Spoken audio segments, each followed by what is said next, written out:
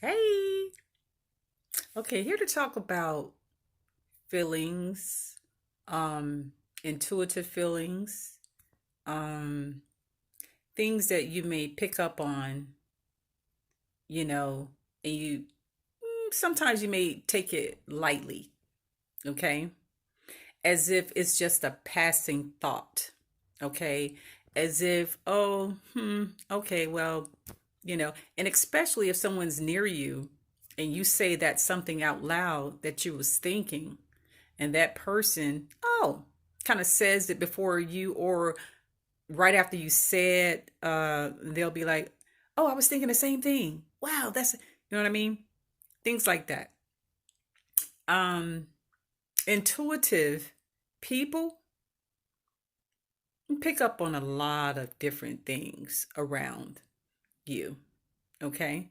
um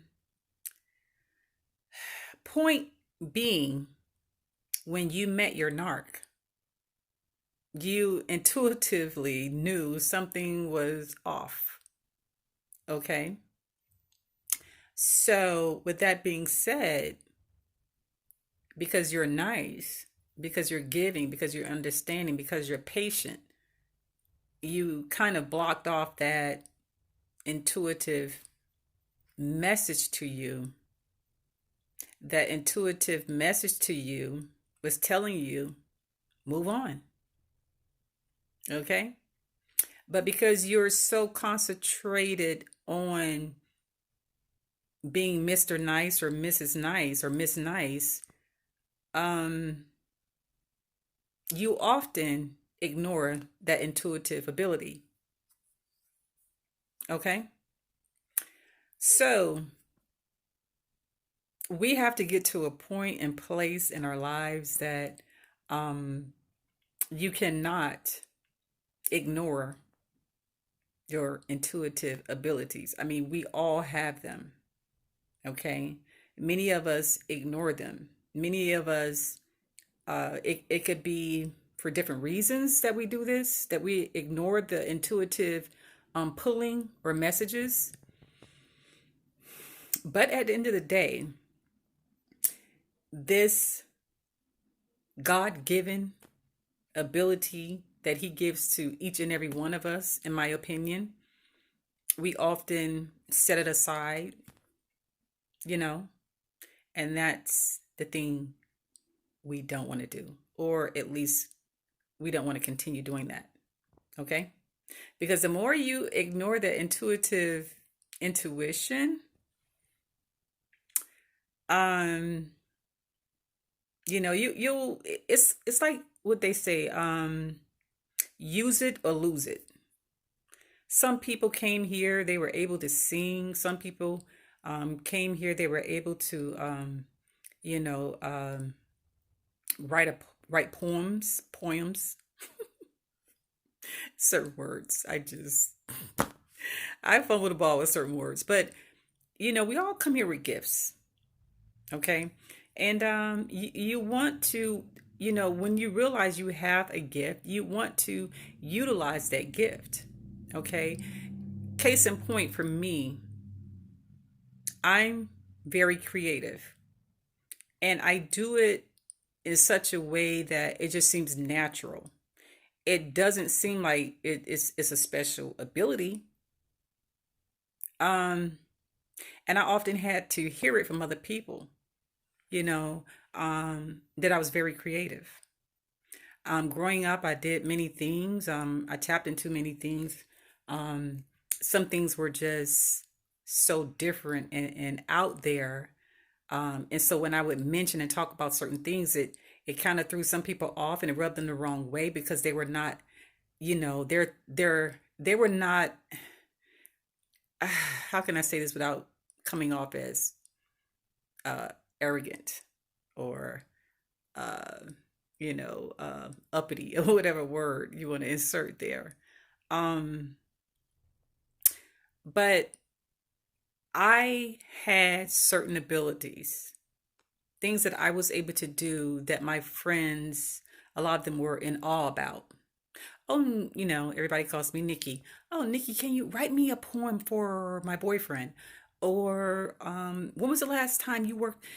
Are you still rapping, writing raps and blah? I mean, I did it all. I mean, I would battle people, you know. I was never good at how do you say freestyle, but I could write a rap like nobody's business.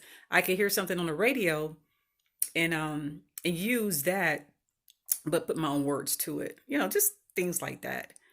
Um, just very, creative and I mean that's just the surface, but again, what I'm trying to say in a nutshell, we have to utilize these God-given talents that we have um before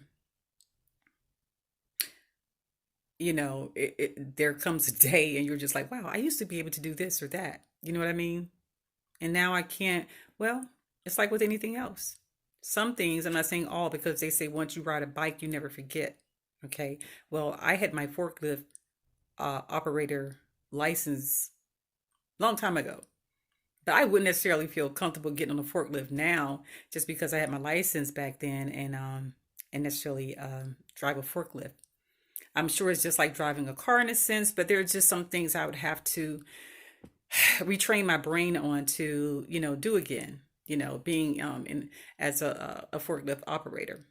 So saying that to say we have to, when we do things and we do them on a repetitious basis, I'll just say that um, those things never go anywhere. But if we're setting aside these talents and these abilities, mm, I don't even know how to explain how detrimental that can be. Okay. Unless I can just use this one example or reality, rather, you know, and that is being and knowing when you are entertaining a toxic person. That's the ability that you have. That's the ability that I have. But because we're nice individuals, okay, we tend to think that, okay, well, I need to be nice to this person. Okay. And it's okay to be nice to that person, but you have to keep them at bay because they mean you no good. They really don't. Okay. And so the minute that they see that niceness, they'll use it to their advantage. Now, I would say you can have one up on people like that.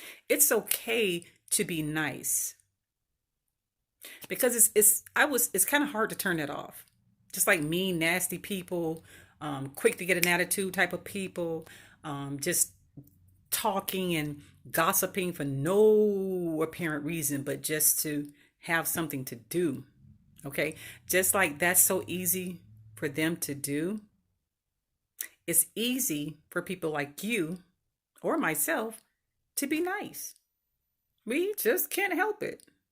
But at the end of the day, maybe work on being that nice nasty. Okay. Um, maybe that passive aggressive. Okay. Like, I'm nice, but please don't get it twisted. Okay. Sometimes you have to give a person in the very beginning. I've said this before. You have to give a person in the very beginning of your true essence. Your true essence is the fact that you're nice, but you don't play the radio. I know all about it. Trust, I know all about it. You are nice, but if somebody rub you the wrong way, mm, it's curtains for them. Okay, they can either get cussed out, they can either get an attitude that they were not expecting from you. You can stop dealing with them like cold turkey, and hey, it's I'm good. Okay, and you have them in a corner somewhere, or whatever it is that they do, wondering like, damn, I thought she was nice. Damn, what the hell that come from? Okay, so anyway, be nice, but work on being nice nasty or nasty nice or however you want to categorize it. Okay, use your intuition, stop ignoring it when you feel and pick up that toxic person in the room. You can zero in on, I say, if you're in a room full of people, you can zero in on who is toxic or who needs attention, okay, or who's been not their authentic self, who's trying too hard. You know, you can pick up on all that stuff. So with that ability, I feel like, in my personal opinion, that you're cheating yourself out of the right circle of people that you're allowing to be around you, because you know what you're dealing with, because you have that intuition. That's a God-given gift. Okay, so you either use it or lose it. You either use it to the best of your ability to keep toxic people away from you or at bay, okay? Or you ignore the ability and just let them keep coming for you in all forms: friendship, on the job, relatives, okay? So, I'm like this. I am, my mom told me this a long time ago. She said, when you're done with a person, you're done with them. I didn't even know that about myself. But apparently, she saw in me that if someone rubs me the wrong way, I try to stay away from them. And sometimes you have to listen to people. Sometimes they can read you better than know yourself. Okay, and that's really helped me out a lot. And sometimes you have to get advice. Or just get feedback from people. Ask your closest friend. Ask your, I don't know, anybody that knows you relatively well. Ask them. So, how do you view me? You know, However you want to phrase it, or put it to them. What are the pros about me? What are the cons about me? Okay, just kind of helps to get some feedback about who you are, because I'm saying that to say this: we have certain abilities and things that we are able to do, strengths that we don't realize we have, and we often get the short end of the stick because we don't realize these abilities. Okay, so work on that. Get to know yourself a little better, so we won't keep getting and falling for the okie doke with people, especially toxic people.